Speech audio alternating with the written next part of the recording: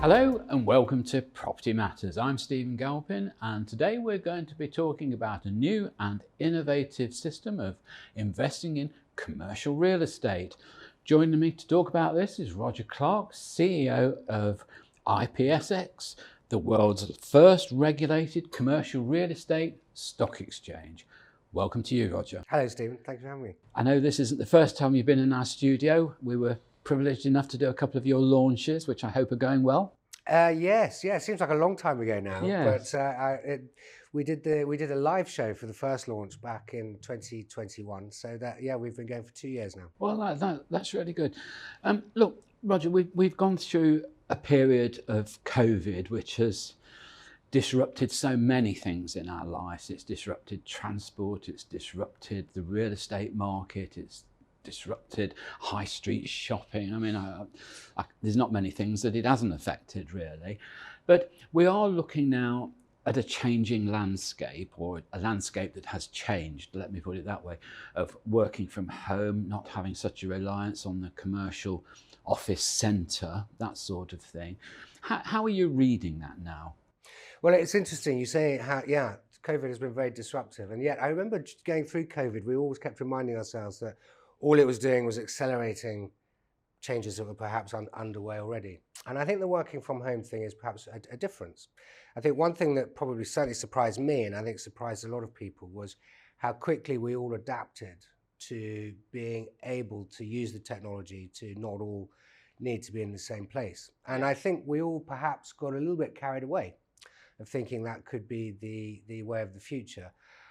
I think it is a method through which you can get by, but it doesn't replace the real purpose of the office, the real purpose of any kind of commercial meeting point or marketplace, which is to bring people together. And I think the clearest example of that is people talk about the water cooler moment.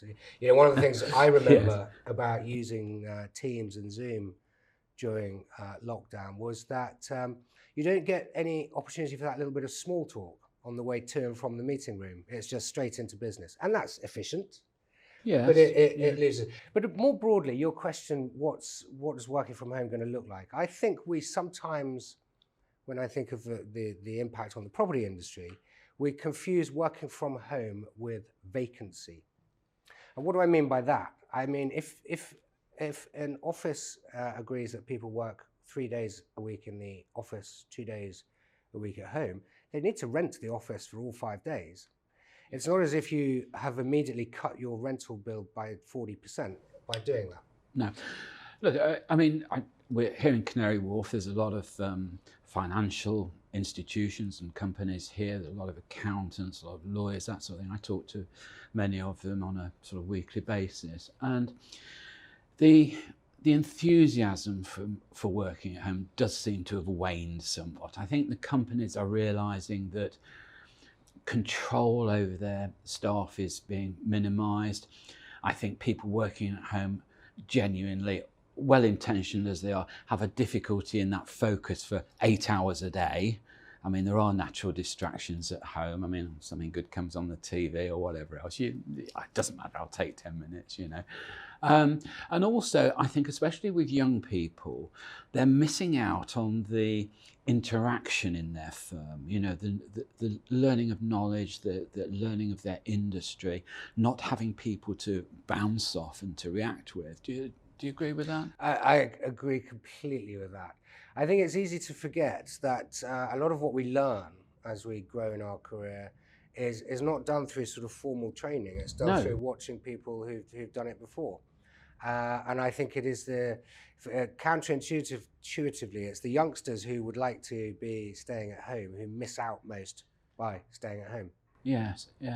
And of course, what we've also got to remember from a very practical point of view, most of these big firms, I very much appreciate that some of the very big ones can almost dictate their own lease terms. I do sort of understand that. But, you know, a lot of these firms will have taken long, 15, 20, 25-year leases, and they've got the premises.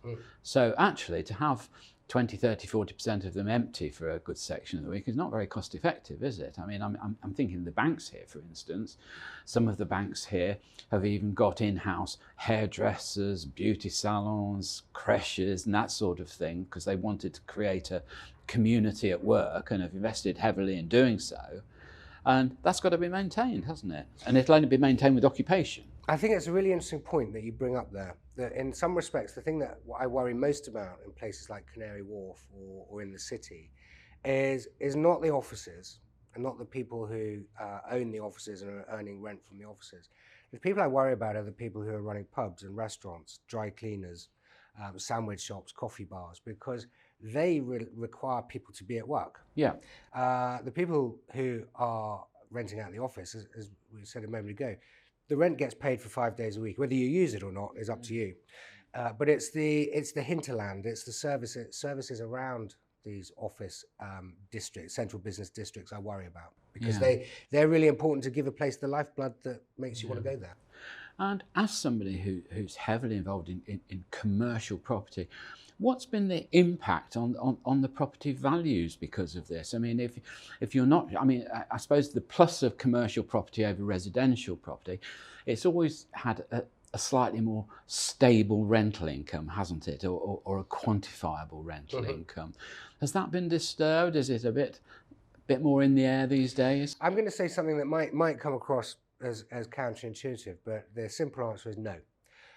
The rental market hasn't been affected. What has affected values, and let's be very clear, values have fallen in the last 6 to 12 months, has come from more driven by the yield on property.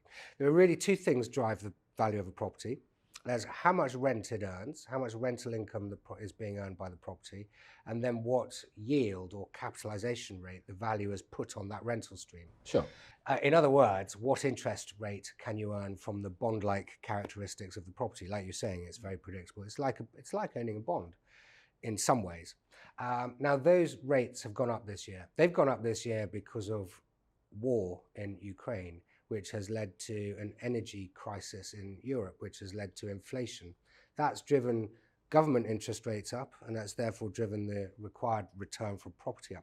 None of that is driven by the rental market. Occupational markets in London, and indeed throughout the UK, in all types of asset class, so office, retail, logistics, are all very strong. But valuations are falling because of these required rates of return. Okay, but I mean, we talk about interest rates and the Bank of England having to put them up to counter inflation. I think this time around, I'm quite a bit older than you, so I can remember probably more recessions and more inflationary times. And this time, it's a different set of circumstances that have created inflation, isn't it? But the Bank of England are still using the same tool, i.e. hiking in interest rates, to combat it. Do you think that's right? I think it's an interesting question. I mean, economics always tends to come down to demand side and supply side, doesn't it? And hiking interest rates tends to be designed to affect the demand for goods and services and to stop that demand-led rise in prices. But to take it to focus in on one thing in particular, but it's the obvious thing to focus on, to look at energy, it's not the demand for energy that's causing the price to go up, it's the supply side. Interest rates are a blunt instrument to try to manage our demand for energy, and arguably interest rates shouldn't be managing our demand for energy anyway, because it gets cold whatever the Bank of England says. So I'm not sure. There are limited tools for central bankers to use.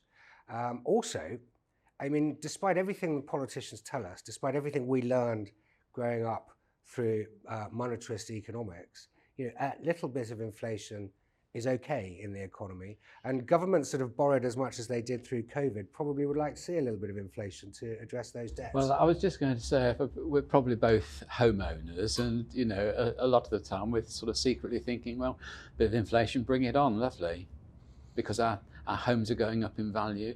Now, I know that's not very productive for young people trying to get on the housing ladder, And these interest rates are not very conducive to that either. But I'm not sure that the government or the Bank of England should be that involved in the housing or the commercial property market. I think I'm a great believer in markets finding their own values and their own levels and their own place in society, if you like. I mean, I think we suffered a lot when a lot of the building societies, i.e. specialist lender in homes, they all decided they wanted to be banks, didn't they?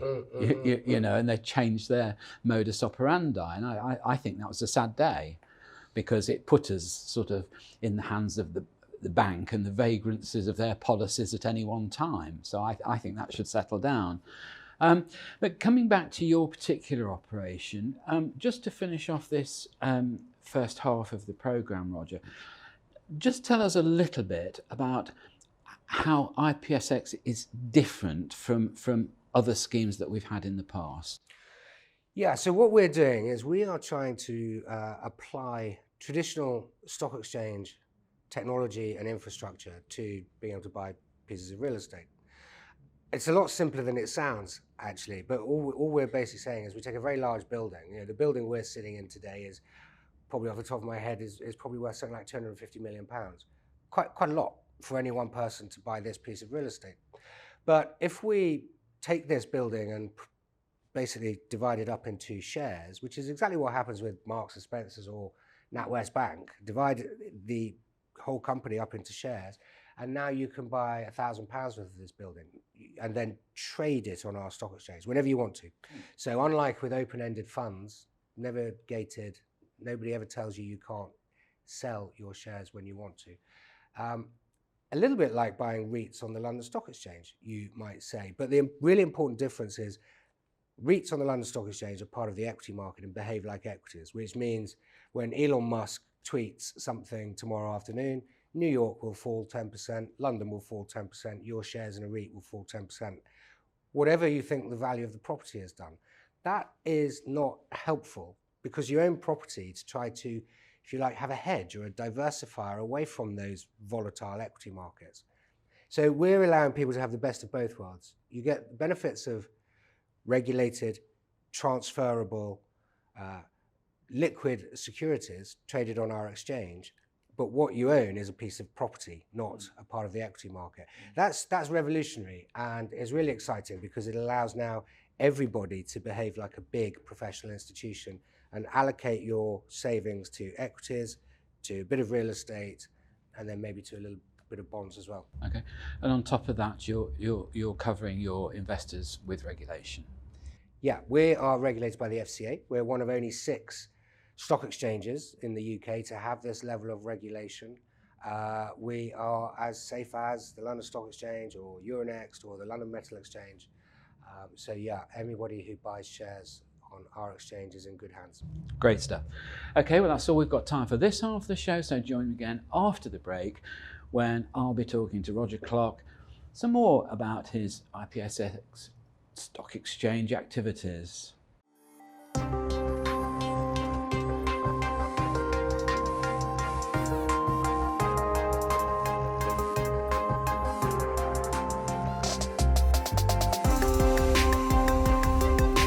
Hello and welcome back to part 2 of Property Matters. I'm Stephen Galpin and I'm talking to Roger Clarke, CEO of IPSX. Welcome back, Roger. Thank you. Roger, we've talked about sort of commercial buildings. We've talked about your new and innovative offering of these shares, I suppose is the simplest way to put it. How wide is your spread of interest? We've talked about office blocks. Does your interest extend to the high street and shopping malls and that sort of thing? Yeah, absolutely. We are a venue for anybody who wants to buy any sort of real estate. So we have on our exchange already shares in companies that own offices, but also some retail, some mixed-use retail. We have a company that owns a portfolio of retail warehouses, which are very much part of the retail world now.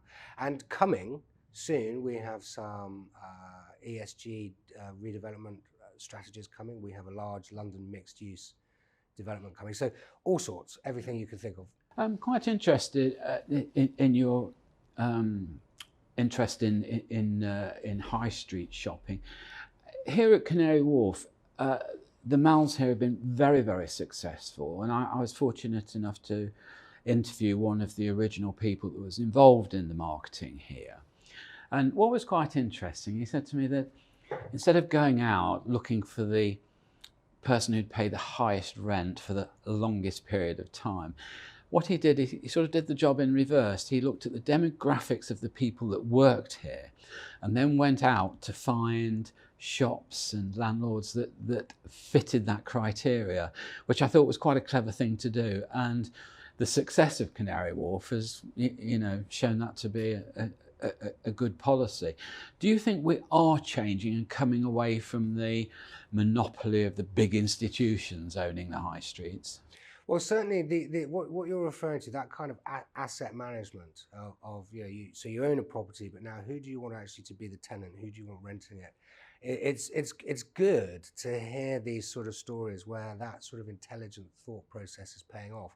We see it as well in central London, a company called Shaftesbury, which is just in the process of merging with Capco, that owns Carnaby Street, always had a tradition of wanting to encourage first-time, non-chain sort of companies that needed You're taking me back to the first time I came to London and shopped in Carnaby Street when there was Lord John's, Irving Sellers, who went on to do the Shard, of course, and they were Ravel, the shoe shop, was just a single shop at that time. So and I think Lush, the cosmetics company, that was their first shop there. So and again, it then becomes a sort of self-fulfilling prophecy that if you're cool enough to be on Carnaby Street, you will pull people in, and it's a good place to be. And Grosvenor Estate is doing something similar with Mount Street at the moment. So I love these sort of stories where people are really thinking about curating the right sort of mix of tenants. Yeah. And do you think you mentioned there one of the premier London estates, I suppose you could call them. Do you find these sectioned London estates are reacting in a better way now to the needs of the market in terms of commercial properties? Yeah, I think so. I think they are very professionally run these days. Again, all sorts of success stories. We see what the Cadogan Estate have done over at Duke of York's. We see what Howard de Walden have done with Marylebone High Street. These are all great success stories of very professional property management being carried out and executed. So yeah, I think the days of just sort of collecting the rent and looking ahead 100 years are past for them. Yes. I can remember I used to be a partner in a sort of quite well-known firm, Chartered Surveyors, and I remember our managing partner went off to join one of the London estates, and he said it was like a breath of fresh air. The change in attitude was really, really very good. And it's good for London, isn't it? It's good for London. Well, they own large parts of central London that we're all very used to spending a lot of time in. So it is. As I say, places like Marylebone High Street and Mount Street now, they are really exciting, vibrant streets to walk down. They are indeed. Now, talking of retail, if we could just touch on business rates and the way they are affecting the retail end of the market. I don't want to spend too long on it, but it's obviously something that must affect your overall yield on a property if you're investing in retail. So what are your view on business rates? Do they need recalculating? Do they need doing away with and replacing with some kind of turnover tax or whatever the latest buzz is on that subject? I think so. I think you can see the danger of the unintended consequences of these sort of things when in perhaps some of the more secondary high street locations where you see this proliferation of charity shops. Charity shops are great, don't get me wrong, I'm not anti-charity. No. but we all know the reason that's happening is they have this this particular advantage of not having to pay the rates. So they are able to come in on very low rents because the landlord, the owner, just wants to avoid the liability of the rates. That is distorting the market. That is not a good outcome when that's what it ends up doing. So it needs change. But I can remember when I used to live in Westminster, my council tax on the apartment was lower than I think anywhere else in London. And when I queried this and looked into it, it was because I was told of the high level of business rates being charged on Oxford Street and everywhere else. It was subsidising the residential tenures to such an extent that it was bringing down the council tax so low. But really, that's a kind of false economy, isn't it? Because all as it's doing, it's making customers of those shops pay more. They've got to make a profit, and if they've got huge business rates, that in itself is going to cause inflation, isn't it? Well, I think my view is tax is always more about politics than economics, isn't it? I think you're right. You had a vote in Westminster, and I expect that's why they wanted your tax to be low. Possibly so. Yeah. Possibly so. Okay, that's fine. Now, we've talked about commercial property in its different guises, but I want to talk now generally about London in itself. Now, those of you who watch property TV regularly, that some of our guests give me some banter about being too London centric, but I do believe that what happens in London does ripple out across the country, and so it's important to see what's happening on your home turf. Now, we've got COVID being dismissed now in China opening up. We opened up some, I suppose, just over a year ago now, totally. Is London going to get itself back on the sort of central stage of being a successful trading entity in itself? It's a really interesting question. I mean, look, on the face of it, London still has some incredible advantages. Again, you talk about being London-centric. I don't want to sound like too much like a little Englander, but the fact that English is the world's business language. GMT is literally the center of the world in terms of time zones. Culturally, our schools, our medicine is world leading. People still come to the UK, to London, for Harley Street and for our public schools. We should be a dominant global gateway city. We should be. I do fear that, again, it comes back to politics, that some decisions have been taken recently that are potentially jeopardizing that position, that cultural and economic advantage we have. Throughout the history of England and Britain, London has been a trading centre that has been very cosmopolitan and very open to the outside world, and has received innovation and has been like a sponge for ideas and innovation. Sometimes it feels a little bit like the UK is not particularly open to outside influences today as much as it has been, and I think that's the biggest threat to London. Do you think, you touch on politics there, we have a system here where ordinarily elected MPs are suddenly promoted to be ministers of this, that or the other. In the housing market, we've had, I think, 14 housing ministers in 10 years now, which means an average tenure of about 10 months. I just wonder how we ever get any strategic policies in place that are actually going to work, because nobody's in business long enough to do it in terms of politics. And I suppose on a 4-year political cycle, it's very hard to introduce anything that's innovative when you've got a sort of civil service that's working in one particular way, and you have one minister come in wanting to do this and another one come in and wanting to do that. Do you think this will ever get better? Do you think our markets will become more stable with less government interference, which would cheer me up? It's funny, isn't it? I studied politics at school like 100 years ago, and we always used to, whenever we were talking about electoral systems, and particularly whether proportional representation was a good idea, the example of Italy was often cited as why we shouldn't have proportional representation, because at least a coalition government, which is inherently unstable, and you have lots of turnover, and Italy has had 50 prime ministers since the Second World War. Well, we seem to be having a pretty good go at mimicking that. We do, don't we? And yes. It's not just housing ministers that have shorter and shorter tenures.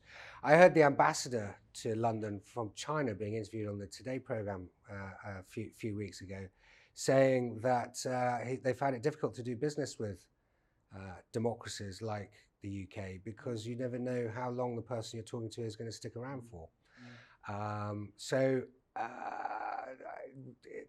Some stability would be good, and we were always famed for that, weren't we? Yes, we were. Okay, well, look, Roger, thank you very much for your input on this and an insight into your expertise. And just to finish off, I want you to play devil's advocate and just briefly discuss the difference between, or the benefits of perhaps investing in commercial as opposed to residential, or vice versa, if that's your view.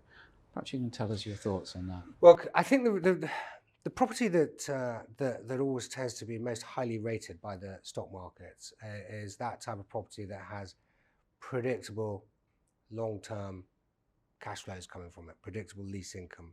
And residential could be that. We're seeing the residential space become more and more professionalized or institutionalized. We're seeing companies. That's not a bad thing. No, not a bad thing. And again, the government has wanted to see this, which is why we've seen tax changes that have made buy-to-let investing less attractive for us as individuals.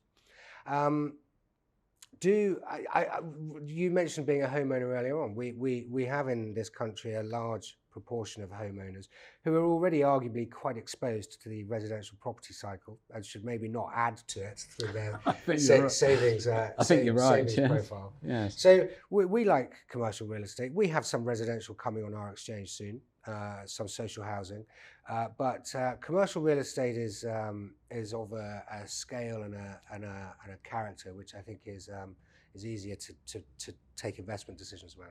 Well, it's just easier to quantify, isn't it? I think that's Yeah. probably the secret. Okay, well, that's all we've got time for in this show. Big thank you to Roger Clarke, CEO of IPSX, the world's first commercial real estate stock exchange. Roger, thank you very much for coming on our show today. Very informative, very interesting, and good luck with your project. Thank you, and thank you for having me. My pleasure. I'm Stephen Galpin. Join me again next time on Property Matters.